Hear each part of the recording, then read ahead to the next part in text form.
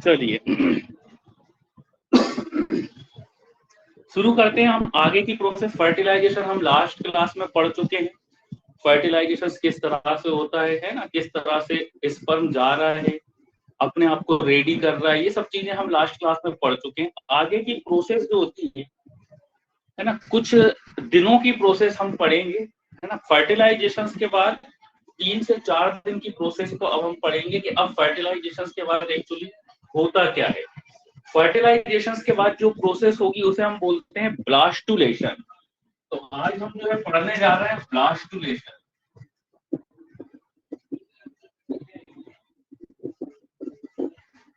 Blastulation ये fertilisation के बाद की प्रोसेस है। Blastulation, BLASTULATION, blastulation.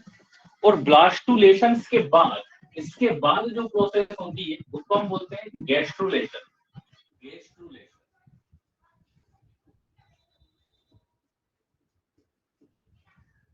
देखिए दो प्रोसेस है। पहले होता है ब्लास्टुलेशन, फिर होता है गैस्ट्रुलेशन। और ब्लास्टुलेशन से पहले क्या होगा वो हम पढ़ चुके हैं, फर्टिलाइजेशन।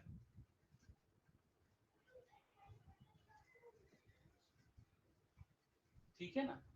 फर्टिलाइजेशन हम पढ़ चुके हैं, ये पहली प्रोसेस थी, ठीक, जो कि हमने लास्ट क्लास में पढ़ी है। अब जैसे ही फर्टिलाइजेशन हो जाता है, इसके बाद नेक्स्ट प्रोसेस जो आती है उसे हम बोलते हैं ब्लास्टुलेशन। तो ये नंबर सेकंड प्रोसेस थी। और ब्लास्टुलेशन के बाद नंबर थर्ड नंबर की जो प्रोसेस होती है उसे हम बोलते हैं गैस्ट्रुलेशन। ठीक। ब्लास्टुलेशन और गैस्ट्रुलेशन की यदि हम बात करें तो ब्लास्टुलेशन और गैस्ट्रुलेशन ये कौन सी प्रोसेस है? ये फीटल डेवलपमेंट की प्रोसेस होती है। इन दोनों प्रोसेस को हम क्या बोलेंगे? Fetal development.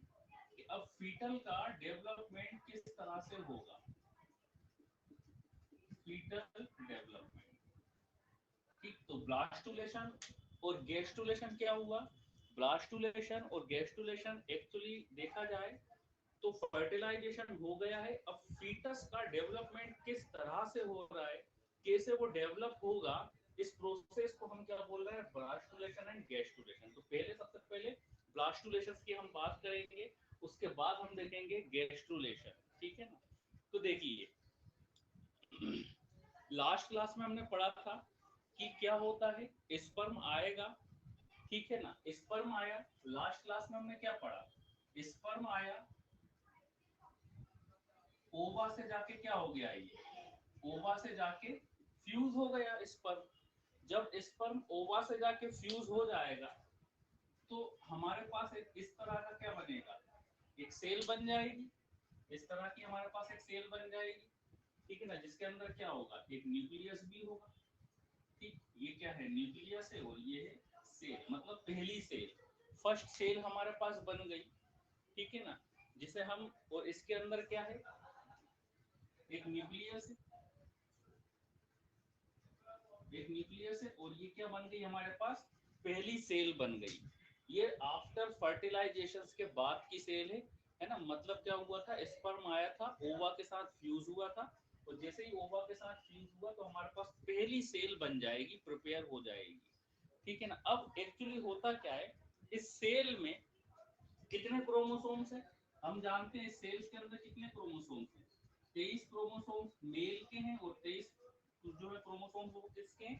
फीमेल के हैं, है ना। ये चीज हम बचपन में पढ़ चुके हैं कि स्पर्म में भी हम पढ़ चुके हैं कि स्पर्म में कितने क्रोमोसोम्स होते हैं? 23 क्रोमोसोम्स स्पर्म में होते हैं और 23 क्रोमोसोम्स एग में होते हैं, मतलब oocytes में होते हैं। तो 23 यहाँ पर कितने क्रोमोसोम्स हमारे पास हो जाएंगे? 46। टोटल हमारे पास कितने क्रोमोसोम्स है इस सेल के अंदर? कितने क्रोमोसोम्स हैं? 46 क्रोमोसोम्स हैं। मतलब क्या हुआ? मतलब ये हुआ कि अब यहाँ से एक ह्यूमन बीइंग का डेवलपमेंट होने वाला है, बिकॉज ऑफ 46 इसके अंदर क्रोमोसोम्स आ चुके हैं। अब देखिए अब इसे हम क्या बोलेंगे? इस सेल को हम बोलने लगते हैं जाइगोट।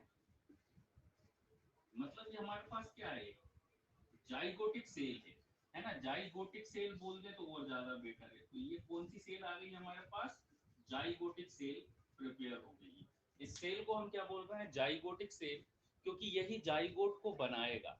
अब एक्चुअली होता क्या है, इसके अंदर डिवीजन देखने को मिलते हैं, ठीक है ना। क्या देखने को मिलेंगे इस सेल के अंदर, हमें डिवीजन देखने को मिलेंगे। पहले क्या होता है, एक सेल हमारे पास एक जाइगोटिक सेल बनी है जो कि स्पर्म और ओवा के फ्यूजन से मिलकर बनी थी। लास्ट क्लास में हमने फ्यूजन देख लिया था। तो जो सेल हमारे पास बन के आई है इसे हम क्या बोल रहे हैं, जाइगोटिक सेल बोल रहे हैं। अब इस जाइगोटिक सेल के अंदर क्या होगा, डिवीजन होगा। मतलब डिवीजन होगा मींस कि एक सेल, 1 मिनट,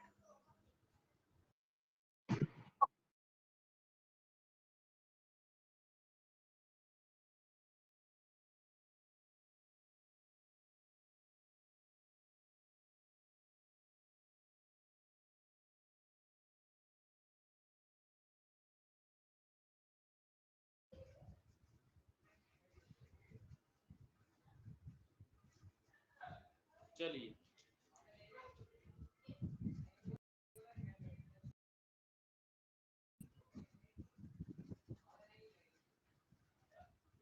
चलिए सुनिए। अब आवाज आ रही है ना हमारी आप लोगों को?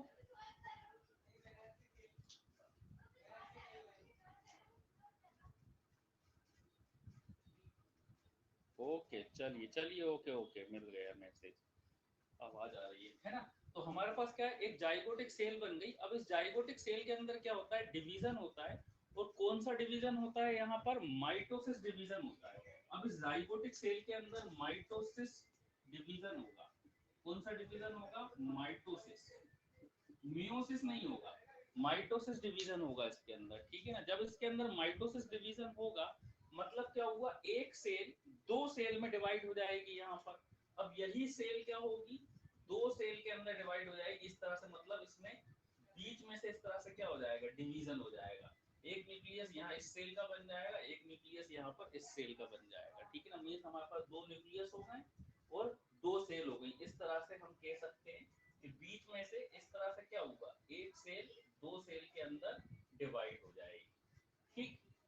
तो जब ये डिवीजन होता है, एक सेल दो सेल के अंदर जब डिवाइड होगी, ठीक है ना, तब इस डिवीजन को हम क्या बोलते हैं, क्लीवेज। मतलब क्या देखने को मिलेगा यहाँ पर, अब हमें ये क्लीवेज हो रहा है। तो क्लीवेज का मतलब क्या होता है, एक सेल का जो है डिवाइड होना। मींस यदि हम क्लीवेज की बात करें तो क्लीवेज एम्ब्रियोनिक जो हमारी स्टडी होती है ना, या एम्ब्रियोनिक लाइफ जो होती है, जब वहां पर कोई एक सेल दो पार्ट में डिवाइड हो रही है या चार पार्ट में डिवाइड हो रही है, तो इस प्रोसेस को हम बोलते हैं क्लीवेज हो रहा है। तो यहाँ पर क्या देखने को मिला हमें, क्लीवेज, है ना। माइटोसिस डिवीजन के थ्रू एक सेल दो सेल में डिवाइड हो गई, जो कि पहले हमारे पास एक सेल थी जाइगोटिक सेल, ये दो सेल, क्योंकि अब ये डेवलपमेंट हो रहा है ना, तो इसलिए यहाँ पे डिवीजन देखने को मिलेगा। तो एक सेल दो सेल में डिवाइड हो जाती है, और लगभग पहला क्लीवेज, ये पहला क्लीवेज है ना। आगे चल के अभी और डिवीजन होंगे इसके अंदर, फिर दो से चार सेल बनेंगी, चार से 16 सेल बनेंगी, है ना, 16 से 32 सेल बनेंगी, 32 से 64 सेल बनेंगी। तो इस तरह से क्या होता है, एक सेल के अंदर डिवीजन देखने को हमें मिलते हैं, बिल्कुल फास्ट डिवीजन। तो पहला डिवीजन, मतलब ये जाइगोटिक सेल कब बनी थी, जब फ्यूजन हुआ था। फ्यूजन होने के बाद पहला जो क्लीवेज होता है, वो लगभग हमें 36 घंटे के बाद देखने को मिलता है, 26 आवर। मतलब एक सेल से दूसरी सेल, एक सेल से जब ये पहला क्लीवेज हुआ कि एक सेल दो सेल में डिवाइड हुई थी, तो इसमें लगभग 36 घंटे लग जाते हैं फर्टिलाइजेशन के बाद। 36 घंटे बाद, है ना, फर्टिलाइजेशन हो गया। अब 36 घंटे बाद क्या होगा, एक सेल दो में डिवाइड हो गई, और इस प्रोसेस को हम बोल रहे हैं क्या, क्लीवेज। अब क्या होता है, यही सेल कितने पार्ट में डिवाइड हो जाएगी। अब दो से ये कितनी सेल बन जाती है, चार सेल बन जाएंगी इस तरह से। और इन चारों के अपने अपने क्या हो जाएंगे, न्यूक्लियस हो जाएंगे, ठीक है ना। तो यहाँ पर दो सेल बनी थी, अब यहाँ पे कितनी सेल हो जाएंगी, चार। मतलब अब इसमें कहाँ से, बीच में से, यहाँ से क्या होने लगेगा, डिवीजन होने लगेगा। तो पहले एक सेल थी, फिर दो सेल हुई, जिसे हम क्लीवेज बोल रहे हैं, ये भी क्लीवेज ही है ना। फिर दो से कितनी सेल हो जाएंगी, चार सेल हो जाएंगी, ठीक। अब चार से क्या होगा, चार से यहाँ पे फिर 8 सेल हो जाएंगी। अब चार से कितनी सेल हो जाएंगी यहाँ पर, 8। तो इसको 8 में डिवाइड कर देते हैं इस तरह से, ये 4 हो गई। और इस तरह से अब क्या होगा, इसमें 8 सेल में ये डिवाइड हो जाएंगी, और सबका अपना अपना क्या होगा, न्यूक्लियस भी होगा। सबका अपना अपना क्या हो रहा है, न्यूक्लियस। पहले एक सेल थी, बिल्कुल सिंपल है, कंफ्यूज नहीं होना है आप लोगों को। देखिए पहले एक सेल थी जिसको हम बोल रहे थे जाइगोटिक सेल। इस जाइगोटिक सेल में क्या हुआ, पहला क्लीवेज हुआ। क्लीवेज का मतलब होता है डिवीजन होना, है ना। तो माइटोसिस डिवीजन हुआ, एक से दो सेल हो गई, दो से कितनी सेल हो जाएंगी, चार सेल हो जाएंगी, चार से कितनी सेल हो जाएंगी, आठ सेल हो जाएंगी। अब क्या होता है, आठ से कितनी होंगी, आठ का दुगना कितना होता है, 16 सेल हो जाएंगी। आठ से कितनी सेल हो जाती है, 16 सेल हो जाएंगी, यहाँ पर मतलब 16 सेल हो जाएंगी। और जब 16 सेल होंगी तो इस तरह से गुच्छों के रूप में हमें देखने को मिलती है ना। ये 16 सेल जो होती हैं, 16 सेल की बात हम कर रहे हैं। जब ये 16 सेल बनेगी तो इस तरह से हमें ग्रुपिंग में देखने को मिलती है, ये मतलब ग्रुप ऑफ सेल दिखाई देता है। मान लो ये 1 2 3 4 5 6 7 8 9 10 11 12, ठीक है। तो इस तरह से हमें ये कितनी सेल्स दिखाई दे रही है, 16। और यहाँ पर कितनी सेल्स दिखाई दे रही थी, 8 सेल दिखाई दे रही थी। तो जब ये 16 सेल्स हो जाती हैं तब हमें ये 16 सेल्स एक ग्रुप में, एक गुच्छों के रूप में, जैसे अंगूर होते हैं ना, अंगूर गुच्छों के रूप में होते हैं, ठीक है ना। ऐसे ही यहाँ पर हमें सेल कैसे दिखाई देती है, गुच्छों के रूप में, जैसे कि कई सारी सेल्स एक दूसरे के पास इस तरह से चिपकी हुई हैं। लगभग कितनी सेल्स होती हैं, 16 सेल्स होती हैं, ठीक। इस 16 सेल्स के ग्रुप को क्या कहा जाता है, मोर्यूला। अब इसे हम क्या बोलते हैं, मोर्यूला। इस 16 सेल्स के ग्रुप को क्या कहा जाता है, मोर्यूला। मतलब मोर्यूला बन गया। जब ये 16 सेल्स बन जाती हैं तब स्पेसिफिक नाम है ना। इस 16 सेल्स का क्या एक स्पेसिफिक नाम होता है, उस स्पेसिफिक नाम को हम क्या बोल रहे हैं, मोर्यूला।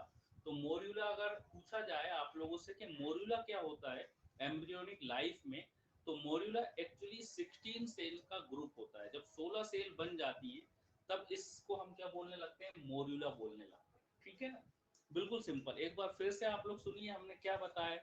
हम बता रहे हैं कि जाइगोटिक सेल बनती है, सबसे पहले जाइगोटिक सेल बनेगी, है ना। और जाइगोटिक सेल कैसे बनी थी, स्पर्म और ओवा के फ्यूजन से। स्पर्म और ओवा का फ्यूजन हुआ तो जाइगोटिक सेल बनी। जाइगोटिक सेल में क्या हुआ, माइटोसिस डिवीजन हुआ 36 घंटों के बाद। तो एक सेल दो में डिवाइड हो गई, जिसे हम क्लीवेज बोल रहे हैं, मतलब सेल के डिवीजन को क्लीवेज बोल रहे हैं, ठीक है ना। फिर दो से चार सेल बनी, चार से आठ सेल बनी, डिवाइड हो के, और आठ से 16 सेल बन गई। और जब ये 16 सेल बन गई तब हम इसका हमने नाम रख दिया, इस 16 सेल्स के ग्रुप को हम क्या बोलते हैं, मोर्यूला बोलते हैं, ठीक है ना।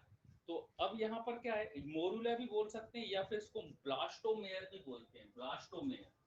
मोर्यूला बोल लो या फिर इसको क्या बोल सकते हैं, ब्लास्टोमेयर। ब्लास्टोमेयर बात एक ही है। मोर्यूला भी बोल सकते हैं या फिर हम इसको ब्लास्टोमेयर भी बोल सकते हैं कि ब्लास्टोमेयर सेल से ही, ठीक है ना। अब क्या होता है, अब जरा ध्यान से देखिएगा कि अब आगे की प्रोसेस में क्या हो रहा है। अब ये तो हमारे पास 16 सेल का ग्रुप है, जो 16 सेल्स बनी है, ये 32 भी हो जाएंगी, है ना। आगे चल के कितनी हो जाएंगी, 32 हो जाएंगी, 32 से कितनी हो जाएंगी, 64 हो जाएंगी, है ना। तो 16 सेल्स के ग्रुप को हमने मोर्यूला कहना शुरू कर दिया, ठीक है ना। आगे 32 होंगी, 16 और 16 32, 32 और 32 64। तो इस तरह से ये अपना जो है बढ़ाती रहेंगी, है ना। तो जब ये ग्रुपिंग बनना शुरू हो जाती है, अब इन सेल्स के अंदर क्या होता है, अरेंजमेंट, रीअरेंजमेंट होता है, ठीक है ना। रीअरेंजमेंट हम कह सकते हैं कि रीअरेंजमेंट हो रहा है, और माइग्रेशन हो रहा है। माइग्रेशन मतलब सेल्स इधर से उधर जाने लगती है। अभी यहाँ पर हमें गुच्छों के रूप में ये सेल्स दिखाई दे रही हैं। अब इन सेल्स के अंदर क्या होगा, रीअरेंजमेंट होगा, और क्या होगा, माइग्रेशन होगा। रीअरेंजमेंट मतलब ये फिर से अरेंज होंगी एक सिस्टमेटिक वे में, इसलिए हम इसको क्या बोल रहे हैं, रीअरेंजमेंट बोल रहे हैं। और दूसरा इसके अंदर क्या होगा, माइग्रेशन होगा, मतलब सेल्स इधर से उधर जाएंगी। अब इधर से उधर जाएंगी मतलब कहाँ से कहाँ जाएंगी, वही देखना है हमें अब, ठीक है ना। तो सेल्स कहाँ से कहाँ जाती हैं, इस प्रोसेस को, यहाँ तक कि मोर्यूला वाली प्रोसेस को हम बोलते हैं ब्लास्टुलेशन, ठीक है ना। बात समझ में आई। तो ये वाली जो पूरी प्रोसेस थी, इस पूरी प्रोसेस को हम क्या बोल रहे हैं, ब्लास्टुलेशन। समझ में आ गया, ब्लास्टुलेशन। तो ये क्या था, ब्लास्टुलेशन था। अब इधर से आगे की प्रोसेस होती है गैस्ट्रुलेशन, ठीक। मतलब क्या हुआ, जाइगोटिक सेल से यदि आपसे कोई पूछे कि ब्लास्टुलेशन क्या होता है, तो ब्लास्टुलेशन था, आप क्या बताएंगे कि ब्लास्टुलेशन क्या होता है, जाइगोटिक सेल से मोरुला तक के बनने की प्रोसेस है ना, जाइगोटिक सेल से मोरुला तक के बनने की प्रोसेस को हम क्या बोल रहे हैं, ब्लास्टुलेशन बोल रहे हैं। और ये प्रोसेस किस तरह से हो रही है, ये प्रोसेस हो रही है क्लीवेज के द्वारा। क्लीवेज के द्वारा मतलब एक सेल डिवाइड हो रही है, फिर वो सेल आगे चल के डिवाइड हो रही है, फिर वो सेल्स आगे चल के डिवाइड हो रही है। मतलब क्या हो रहा है, क्लीवेज हो रहा है। क्लीवेज का मतलब ही होता है जो है डिवीजन। क्लीवेज मतलब डिवाइड होना। तो जाइगोटिक सेल से क्लीवेज के द्वारा मोरुला तक के बनने की प्रोसेस को हम क्या बोलते हैं, ब्लास्टुलेशन। तो समझ में आया होगा आप लोगों को ब्लास्टुलेशन क्या होता है, ठीक है ना। तो यहाँ तक की प्रोसेस, मोरुला तक की प्रोसेस हो जाती है हमारी ब्लास्टुलेशन। अब आगे बढ़ते हैं, अब हम बढ़ेंगे गैस्ट्रुलेशन में, ठीक है ना। हमारी थर्ड प्रोसेस कौन सी थी, गैस्ट्रुलेशन। अब गैस्ट्रुलेशन क्या होता है इसको भी हम देख लेते हैं। चलिए गैस्ट्रुलेशन, आगे बढ़े, इतनी प्रोसेस समझ में आई होगी तो अब हम आगे बढ़ते हैं गैस्ट्रुलेशन में।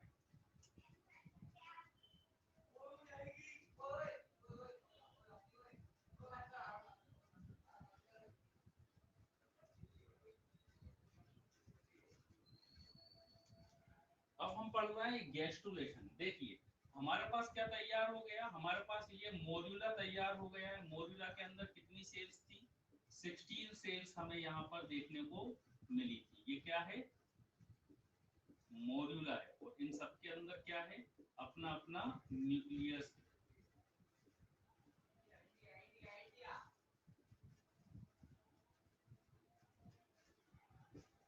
ठीक है ना, ये है हमारे पास मोरुला। ये क्या था, मोरुला। मोरुला क्या था, 16 सेल ग्रुप। 16 सेल्स का जो ग्रुप था, 16 सेल्स का ग्रुप था, इसको हम क्या बोल रहे थे, मोरुला बोल रहे थे, है ना। मोरुला तक की प्रोसेस हमारी ब्लास्टुलेशन वाली प्रोसेस थी। अब हम पढ़ रहे हैं गैस्ट्रुलेशन, क्योंकि इसके बाद आगे जो प्रोसेस होगी उस प्रोसेस को हम बोलते हैं गैस्ट्रुलेशन।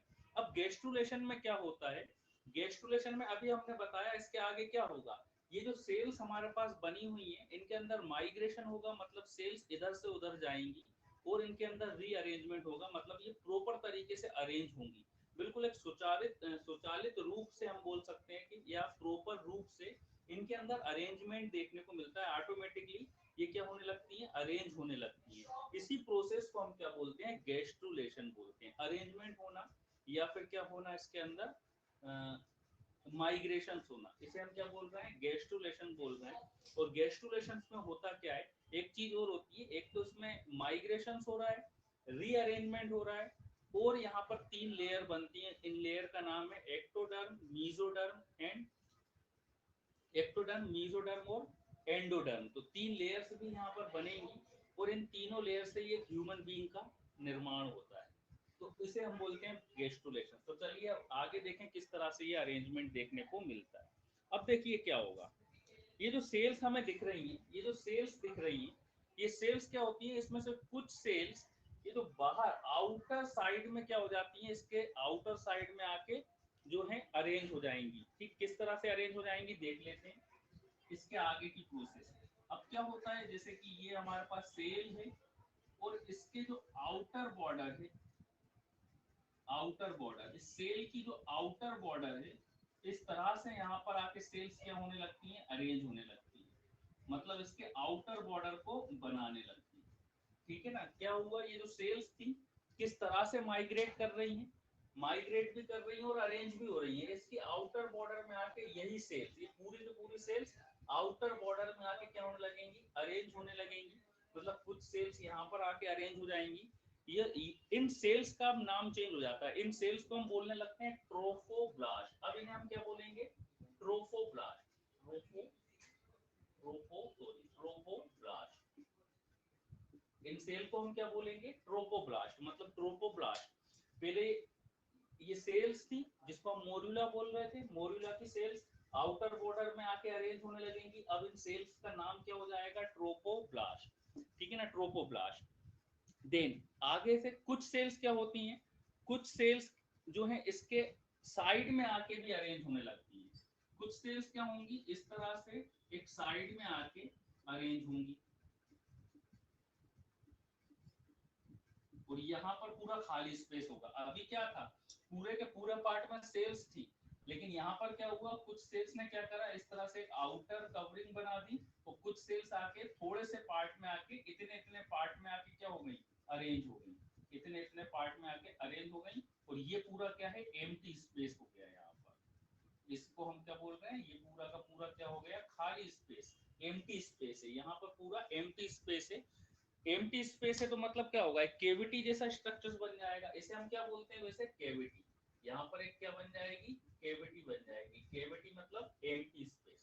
तो कुछ सेल्स यहाँ पे आके एक साइड में आके अरेंज हो गई, और कुछ सेल्स जो है बाहर इस तरह से अरेंज हो जाएंगी। ये जो वाली जो सेल्स हैं जो बाहर अरेंज हुई थी, इसको हम क्या बोल रहे थे, ट्रोपोप्लास्ट बोल रहे थे। और ये जो दूसरे टाइप की जो सेल्स हैं जो कि साइड में इस तरह से अरेंज हुई है, इन्हें हम बोलते हैं inner cell mass. Inner cell mass, ये थी हमारी कौन सी, इनर सेल मास। जो बाहर अरेंज हुई है उनको हम बोल रहे हैं ट्रोपोब्लास्ट। जो इस साइड से अंदर की ओर अरेंज हुई है उसे हम बोल रहे हैं इनर सेल मास। और बीच में क्या बन गया, एक खाली स्पेस बन गया। इस खाली स्पेस को हम क्या बोलते हैं, केविटी है ये, ठीक है ना। ठीक, अब आगे बढ़े। इस केविटी का नाम है ब्लास्टोसील। ब्लास्टोसील केविटी, इस केविटी को हम क्या बोल रहे हैं, ब्लास्टोसील केविटी। या आप लोगों को ब्लास्टोसील याद ना हो तो केविटी से भी याद रखें। इस केविटी को वैसे बोला जाता है ब्लास्टोसील, ब्लास्टोसील केविटी। ठीक, मतलब यहाँ पे बीच में एक केविटी बन गई है जिसको हम ब्लास्टोसील केविटी बोल रहे हैं। बाहर क्या बन गया है, ट्रोपोब्लास्ट बन गया है। यहाँ पर इनर सेल हो गई है। तो इस तरह से यहाँ पर क्या हमें देखने को मिल रहा है, अरेंजमेंट देखने को मिल रहा है। अब देखिए आगे और अरेंजमेंट होता है, किस तरह से अरेंजमेंट होता है, ठीक है ना। तो वो भी देखते हैं आगे। देखिए अब क्या होगा, बाहर की जो सेल्स हैं जिसको हम बोल रहे हैं ट्रोपोब्लास्ट, तो ट्रोपोब्लास्ट तो एज इट इज रहेगी, उसके अंदर कोई चेंजेस देखने को नहीं मिलेगा। लेकिन ये जो अंदर की जो सेल्स हमें दिख रही है, कौन सी, इनर सेल मास। अंदर वाली सेल्स जो साइड में इस तरह से जमा हुई थी, इन सेल्स को हम क्या बोल रहे हैं, inner cell mass. Inner cell mass में फिर चेंजेस देखने को मिलेंगे। किस तरह से चेंजेस देखने को मिलेंगे वो हम आगे वाले डायग्राम में देखते हैं। अब देखिए ये जो इनर सेल मास है, ये फिर से अपने आप में चेंजेस लेके आएगी। बाहर की जो सेल्स रहेंगी वो तो एज इट इज रहेंगी। ठीक, बाहर की सेल्स मतलब ट्रोपोब्लास्ट, ट्रोपोब्लास्ट क्या रहेंगी, एज इट इज रहेंगी। इसमें कोई भी चेंजेस हमें देखने को नहीं मिलेगा, ठीक है। ट्रोपोब्लास्ट में हमें कोई भी चेंजेस देखने को नहीं मिला। ये कौन सी सेल थी, ट्रोपोब्लास्ट। तो ट्रोपोब्लास्ट में हमें कोई भी चेंजेस देखने को नहीं मिला। लेकिन जो इनर सेल है, ये जो सेल्स हैं फिर से रीअरेंज होने लगती हैं। फिर से क्या होगा, इनके अंदर फिर से अरेंजमेंट होगा। किस तरह से अरेंजमेंट होगा, ये सेंटर में आके दो लाइनों में अरेंज हो जाती हैं। किस तरह से, ये वाली जो सेल्स है, ठीक है ना, कौन सी सेल्स, अब ये वाली सेल सेंटर में आएंगी, और सेंटर में आके इस तरह से दो रो में अरेंज हो जाती हैं। एक रो ऊपर की ओर बन जाएगी, एक रो नीचे की ओर बन जाएगी, ठीक है ना। दो रो में इस तरह से अरेंज हो जाएंगी। ये जो ऊपर ये वाली जो सेल्स थी, अब ये क्या होंगी, मतलब इनर सेल मास क्या होंगी, इस तरह से दो रो बना लेंगी, ठीक है ना। इसे हम क्या बोलते हैं, एमनियोटिक डिस्क। इस रो को हम क्या बोलते हैं, अब एमनियोटिक डिस्क। इस रो को हम क्या बोलेंगे, ये जो रो है इस रो को हम क्या बोलते हैं, एमनियोटिक डिस्क। याद रखिएगा, एमनियोटिक डिस्क, एमनियोटिक डिस्क। इस रो को क्या बोलेंगे अब हम, एमनियोटिक डिस्क। और ये एमनियोटिक डिस्क कैसे बनी, ये जो इनर सेल मास थी, इनर सेल मास आके क्या करेंगी, इस तरह से दो रो में अरेंज हो जाएंगी। अब यहाँ पे हमें दो रो दिख रही है, एक ऊपर की ओर रो दिख रही है और एक नीचे की ओर रो दिख रही है, ठीक है ना। जो ऊपर वाली जो रो है, अब इन सेल्स का नाम भी हम चेंज कर देंगे, ठीक है ना। ये ऊपर की ओर है, और ऊपर के लिए हम वर्ड क्या यूज करते हैं, इपी। इपी मतलब ऊपर। तो ऊपर वाली सेल्स को हम क्या बोलेंगे, ये जो ऊपर वाली सेल है इसे हम बोलेंगे, चाहे तो हम इसको अलग अलग कलर से बना देते हैं। ऊपर वाली सेल को हम बोलेंगे एपीब्लास्ट, एपीब्लास्ट। ऊपर वाली को हम क्या बोल रहे हैं, एपीब्लास्ट। जो ऊपर वाली रो है ये कौन सी सेल्स हो गई, एपीब्लास्ट हो गई। और नीचे वाली हम अलग कलर से बना देते हैं ताकि आप लोगों को याद रहे। नीचे वाली हम रेड कलर से बना देते हैं, ठीक है, नीचे वाली है रेड कलर से बना दिया हमने, ठीक है ना। मतलब ये यहाँ से क्या हुई थी, दो रो में अरेंज हो गई थी, ऊपर वाली थी इपीब्लास्ट और नीचे वाली है हाइपोब्लास्ट। हाइपो मतलब नीचे, हाइपो वर्ड हम नीचे के लिए यूज करते हैं। तो नीचे वाली जो सेल्स हैं इसे हम बोल रहे हैं हाइपोब्लास्ट, ऊपर वाली जो सेल्स है इसे हम बोल रहे हैं एपीब्लास्ट। ठीक है, इतनी बात समझ में आ गई होगी आपको। अब क्या होता है, ये जो ऊपर वाली सेल्स है वो जो नीचे वाली सेल्स है, इनके अंदर फर्दर क्या होता है, फिर से इनकी क्वांटिटी बढ़ती है, और क्वांटिटी बढ़ के ऊपर वाली सेल्स यहाँ पर इस तरह से ऊपर क्वांटिटी बढ़ाएगी अपनी, और बीच में एक कैविटी बना देगी। ठीक है ना, इस तरह से क्या करेगी, अपनी क्वांटिटी बना देगी, और बीच में यहाँ पर क्या बन जाएगा, यहाँ पर बीच में एक क्या बन जाएगा, यहाँ पर एक बीच में कैविटी बन जाएगी, खाली स्पेस रहेगा। ऊपर की ओर यहाँ पर पूरा यहाँ पर क्या हो रहा है, सेल्स बढ़ रही हैं, लेकिन बीच में यहाँ पर क्या बढ़ रही है, एक कैविटी बन रही है। ऐसे ही जो नीचे वाली सेल्स है जिसको हम हाइपोप्लास्ट बोल रहे हैं, ये हाइपोप्लास्ट भी क्या करेगी, अपनी क्वांटिटी को बढ़ाएगी और इसी तरह से एक कैविटी बनाएगी। ठीक है ना, इस तरह से क्या करेगी, अपनी एक कैविटी बनाएगी। तो दो कैविटी बन गई, एक कैविटी बनाई इपीब्लास्ट ने और एक कैविटी बनाई हाइपोब्लास्ट ने, है ना। एक कैविटी ये बनी है ऊपर की ओर और एक कैविटी ये नीचे की ओर बनी है। इन दोनों कैविटी के नाम होते हैं, ऊपर वाली जो कैविटी है उसे हम बोलते हैं एमनियोटिक कैविटी। ये वाली जो कैविटी है ऊपर वाली, ऊपर वाली कैविटी का क्या नाम है, एमनियोटिक, एमनियोटिक कैविटी। ऊपर वाली कैविटी कौन सी बनी, एमनियोटिक कैविटी। और जो नीचे वाली जो कैविटी बनी है, ये वाली जो कैविटी बनी है इसे हम बोलते हैं यॉक कैविटी या यॉक सेल, यॉक कैविटी। ठीक है ना, यॉक कैविटी। नीचे वाली कैविटी को हम क्या बोल रहे हैं, यॉक कैविटी, जो कि किसने बनाई थी, हाइपोब्लास्ट ने बनाई थी। ऊपर वाली कैविटी को हम क्या बोल रहे हैं, एमनियोटिक कैविटी, और ये किसने बनाई थी, इपीब्लास्ट ने बनाई थी। तो दो कैविटी यहाँ पर हमारे पास रेडी हो जाती है, जो कि इपीब्लास्ट और हाइपोब्लास्ट सेल बनाती है। एमनियोटिक कैविटी के अंदर क्या होता है, एमनियोटिक फ्लूइड देखने को मिलता है। यॉक कैविटी की यदि हम बात करें तो यॉक कैविटी का ह्यूमन बीइंग में कोई ज्यादा इतना रोल नहीं है। यॉक कैविटी जो है ह्यूमन बीइंग में इसलिए रोल नहीं है ना। ये यॉक कैविटी का रोल कहाँ होता है, जैसे कि कुछ एनिमल्स ऐसे होते हैं जो कि जिनको न्यूट्रिशन जो है अपनी मदर से नहीं मिल पाता, ठीक है ना। तो मदर से जब न्यूट्रिशन नहीं मिल पाएगा तो वहां पर यॉक कैविटी काम करती है। ठीक है ना, जैसे फॉर द एग्जांपल एग, है ना, मुर्गी का जो एग होता है, तो मुर्गी का एग मतलब जो अंडा होता है, अंडे के अंदर होते हैं ना, मुर्गी किसके अंदर होती है, अंडे के अंदर। तो अंडे के अंदर है मुर्गी का बच्चा, तो उसको जो है अपनी मदर से तो मिलता नहीं है न्यूट्रिशन, तो वहां पर यॉक कैविटी काम में आती है। ठीक है ना, लेकिन ह्यूमन बीइंग की बात करें तो ह्यूमन बीइंग में क्या होता है, इंसानों में तो बच्चे को जो है न्यूट्रिशन अपनी मदर से मिल रहा है, तो यॉक कैविटी का रोल कहाँ होता है, जब न्यूट्रिशन मदर से ना मिले, है ना। जैसे कि जो भी जानवर अंडे देते हैं, तो जो जानवर अंडे देते हैं वहां पर यॉक कैविटी का क्या होता है, इंपोर्टेंस होता है। लेकिन जो मेमल्स होते हैं, मतलब जो फीडिंग कराते हैं अपने बच्चे को, जिनका जो है जिनका बेबी उनके यूट्रस में होता है, वहां पर यॉक कैविटी का इतना ज्यादा इंपोर्टेंस नहीं है। ठीक है ना, तो जो एग देते हैं, मुर्गी हुई, बतख हुए, जो पक्षी वगैरह जो होते हैं, वहां पर यॉक कैविटी का इंपोर्टेंस देखने को मिलेगा। तो इस तरह से क्या होता है, इस तरह से सेल्स में डिवीजन होता है। अब हमारे पास दो कैविटी बन जाती है। ठीक है ना, तो देख रहे हैं ना, ये हम पढ़ क्या रहे हैं, आप लोगों ने ध्यान दिया होगा हमने क्या बताया था। गैस्ट्रुलेशन में क्या होता है, मोर्यूला के अंदर जो 16 सेल्स बनी थी, इन 16 सेल्स का अरेंजमेंट हो रहा है। तो आप देख रहे हैं ना, ये क्या हो रहा है, अरेंजमेंट ही हो रहा है। माइग्रेट कर रही है सेल्स, यहाँ से वहां जा रही, माइग्रेट मतलब सेल्स का यहाँ से वहां जाना। तो ये इस तरह गुच्छों के रूप में थी। अब क्या होगा, इसमें माइग्रेशंस देखने को हमें मिला, कुछ सेल्स बाहर की ओर इस तरह से अरेंज हो गई, कुछ सेल्स यहाँ पर साइड में इस तरह से अरेंज हो गई। बाहर वाली सेल्स को हमने ट्रोपोब्लास्ट बोला, अंदर जो यहाँ पर अरेंज हुई थी उसको हमने इनर सेल मास बोला। फिर आगे फिर से हमें अरेंजमेंट देखने को मिला, जो इनर सेल मास था वो दो रो में अरेंज हो गया, और उनके अंदर से क्या होगा, इस तरह से उन्होंने अपनी क्वांटिटी बढ़ाई और बीच में दो क्या बना दी, कैविटी बना दी। ऊपर वाली कैविटी को हम एमनियोटिक कैविटी बोल रहे हैं, नीचे वाली कैविटी को हम यॉक कैविटी बोल रहे हैं। ठीक है ना, अब आगे की बात करें, अभी हमने एक चीज आप लोगों को और बताई थी कि क्या होता है कि तीन तरह की लेयर्स बनती हैं, एक्टोडर्म, एंडोडर्म एंड मीजोडर्म।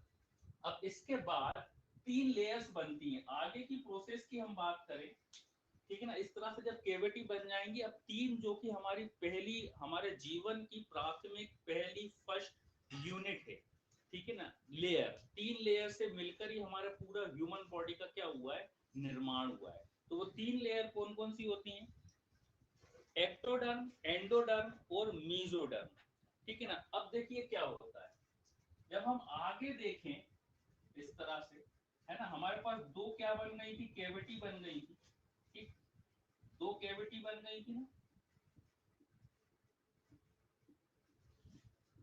वही वाला, यही वाला स्ट्रक्चर हम बना रहे हैं। और एक कैविटी हमारे पास नीचे बन गई थी इस तरह से, दो दो कैविटी बन गई थी ना।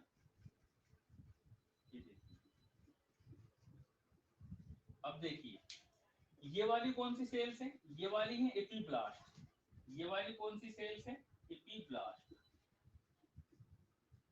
ठीक, यही वाला डायग्राम बनाया है हमने। ये वाली कौन सी सेल्स थी, ऊपर वाली एपीब्लास्ट, और नीचे वाली कौन सी सेल्स थी, नीचे वाली जो सेल्स थी इसको हम बोल रहे थे हाइपोब्लास्ट, हाइपोब्लास्ट, ऊपर वाली सेल्स थी एपीब्लास्ट, नीचे वाली सेल्स थी कौन सी, हाइपोब्लास्ट। अब क्या होता है, ये जो एपीब्लास्ट सेल्स होती हैं, ये आगे चल के क्या बना लेती हैं, एपीब्लास्ट सेल्स जो है, यहाँ पे लिख देते हैं एपीब्लास्ट, एपीब्लास्ट सेल्स आगे चल के क्या बना लेती हैं, एक लेयर बन जाती है, ठीक है ना। इस लेयर को हम क्या बोलते हैं, जो एपीब्लास्ट जो बनाएगी उसे हम बोलेंगे एक्टोडर्म, एक्टोडर्म। तो एपीब्लास्ट सेल्स क्या बनाएगी, एपीब्लास्ट सेल्स यहाँ पर एक लेयर बन जाएगी, ठीक है ना, किस तरह से, यहाँ पर एक इस तरह से लेयर बन जाएगी, इस लेयर को हम क्या बोलते हैं, एक्टोडर्म। तो एक्टोडर्म की लेयर बन जाएगी। हाइपोब्लास्ट भी एक लेयर बनाएगी, हाइपोब्लास्ट में भी इस तरह से एक लेयर बन जाएगी। आगे इसका आगे का डेवलपमेंट में क्या होगा, हाइपोब्लास्ट भी एक लेयर बनाएगी, ठीक है। तो जो हाइपोब्लास्ट जो लेयर बनाती है उसे हम बोलते हैं एंडोडर्म, हाइपोब्लास्ट, हाइपोब्लास्ट। तो हाइपोब्लास्ट जो लेयर बनाएगी उसे हम बोलेंगे एंडोडर्म। तो दो लेयर हमारे पास बन गई, एक डर्म, एक और लेयर बची है जिसको हम क्या बोल रहे हैं, मीजोडर्म, क्योंकि तीन लेयर होती हैं, इन तीनों लेयर से ही पूरे ह्यूमन बीइंग का क्या होता है, निर्माण होता है। याद रखिएगा, कभी भी कोई पूछे कि ह्यूमन बीइंग का निर्माण किन तीन लेयर से मिलकर बना हुआ है, तो ये तीन लेयर के नाम आपको पता रहे, एक्टोडर्म, एंडोडर्म और मीजोडर्म। और हमने उसके आगे की प्रोसेस भी देख ली कि एक्टोडर्म किससे मिलकर बनी है, एपीब्लास्टिक सेल्स जो होती है उससे मिलकर बनी है। हाइपोब्लास्ट किससे बनी है, जो सॉरी, एंडोडर्म किससे बनी है, जो हाइपोब्लास्टिक सेल्स होती हैं उससे मिलकर बनी है। अब एक लेयर और बची है जिसको हम बोलते हैं मीजोडर्म। तो अब देखिए मीजोडर्म कैसे बनेगी, ये जो बीच में है ना, एपिडर्म, और ये तो हो गया हाइपोडर्म, ठीक है ना। अब यहाँ पर बीच में एक लेयर, कहाँ पर, यहाँ पर हम बना देते हैं, मान लो ये आगे का बना देते हैं, ठीक है ना। एक लेयर ऊपर की ओर बन गई इस तरह से, एक लेयर ऊपर की ओर बन गई, इसे हम क्या बोल रहे हैं, एक्टोडर्म। एक लेयर यहाँ पे बीच में बन गई, सॉरी नीचे की ओर बन गई, इसे हम क्या बोल रहे हैं, एंडोडर्म। अब बीच में थोड़ा सा स्पेस बचता है, ऊपर वाली लेयर और नीचे वाली लेयर के बीच में थोड़ा सा स्पेस होता है, और इसी स्पेस में एक लेयर और डेवलप हो जाती है, एक लेयर और डेवलप हो जाती है, इसे हम बोलते हैं मीजोडर्म। मीजो मतलब मिडिल वाली, मीजोडर्म, मीजोडर्म। ये है एक्टोडर्म, ये है मीजोडर्म, और ये है एंडोडर्म। मतलब मीजोडर्म, एक्टोडर्म और एंडोडर्म के बीच में एक लेयर और बन जाएगी, इस लेयर को हम क्या बोलेंगे, मीजोडर्म। तो इस तरह से हमारा पूरा क्या है, तीन लेयर्स बन गई। अब देखिए आगे क्या होगा, इसके आगे का जो प्रोसेस होता है, इसके आगे गेस्टोलेशंस के आगे की जो प्रोसेस होती है, इसके आगे भी तो कुछ कुछ होगा। ये यहाँ तक गेस्टुलेशंस की प्रोसेस यहाँ पर खत्म हो गई। गेस्टुलेशंस हम कहाँ तक कहेंगे, एक्टोडर्म, एंडोडर्म और मेसोडर्म। यहाँ पर हमारा गेस्टुलेशंस खत्म हो गया, 3 लेयर्स बन गए, ठीक है ना। अब एक्टोडर्म जो लेयर होती है ये क्या बनाती है, ये हमारी स्किन को बनाएगी। एक्टोडर्म क्या करती है, हमारे स्किन को बनाती है, हमारे नर्वस सिस्टम को बनाती है ना। तो एक्टोडर्म से हमारा स्किन बनेगा, हमारा नर्वस सिस्टम बनेगा, ठीक है ना। अब बात करें एंडोडर्म, तो एंडोडर्म से क्या बनता है, एंडोडर्म से हमारा रेस्पिरेटरी सिस्टम बनेगा, हमारा एक्सक्रीटरी सिस्टम बनेगा, हमारा डाइजेस्टिव सिस्टम बनेगा। तो digestive system, respiratory system, excretory system, ठीक है ना, एपिथेलियल, ये सब कौन बनाएगा, एंडोडर्म। मीजोडर्म क्या बनाता है, मीजोडर्म को जब हम देखते हैं तो इससे अब जो भी बचा हुआ पार्ट है, जैसे कि स्केलेटल सिस्टम हुआ है ना, हमारे टिश्यूज जो हुए, तो स्केलेटल सिस्टम मतलब बोन, बोन का निर्माण कौन कर रहा है, मीजोडर्म। एंडोडर्म किसका निर्माण कर रहा है, हमारा रेस्पिरेटरी सिस्टम का, हमारा डाइजेस्टिव सिस्टम का, हमारा एक्सक्रीटरी सिस्टम का, किडनी वगैरह हुआ, इन सब का निर्माण कौन करता है, एंडोडर्म लेयर। और एक्टोडर्म लेयर हमारा नर्वस सिस्टम और स्किन, स्किन और नर्वस सिस्टम का निर्माण करता है एक्टोडर्म। तो इस तरह से ये तीनों लेयर मिलकर ये पूरे ह्यूमन बीइंग का क्या कर रही है, निर्माण कर रही है। यहाँ तक की जो प्रोसेस होती है इसे हम क्या बोलते हैं, गेस्ट्रोलेशन। याद रखना, गेस्ट्रोलेशन यहाँ तक 3 लेयर्स बन गए। इसके बाद की आगे की जो प्रोसेस होती है उसे हम क्या बोलेंगे, डेवलपमेंटल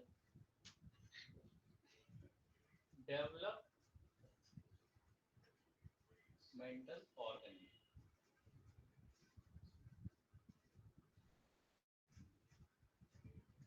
डेवलपमेंटल ऑर्गन्स।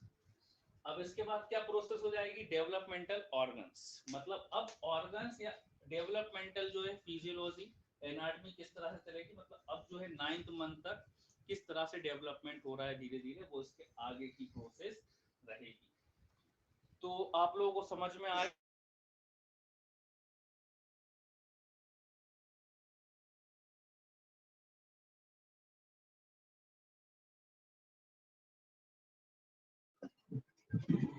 चलिए समझ में आया आप लोगों को।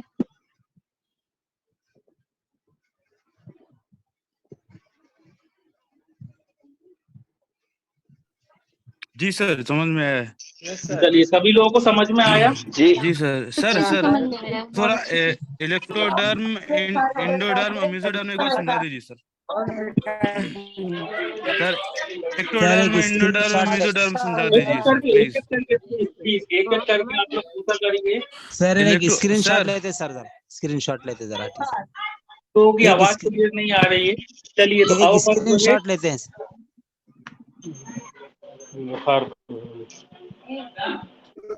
इलेक्ट्रोडर्म, एंडोडर्म, मेसोडर्म एक बार फिर समझा दीजिए सर, एक बार रिपीट कर बिल्कुल दीजिए। समझ नहीं आ रहा है भूपेंद्र जी, क्या है आप सभी के एक साथ स्क्रीनशॉट लेने दीजिए सर। हम बंद कर रहे हैं क्लास। इलेक्ट्रोडर्म, मेसोडर्म समझा दीजिए।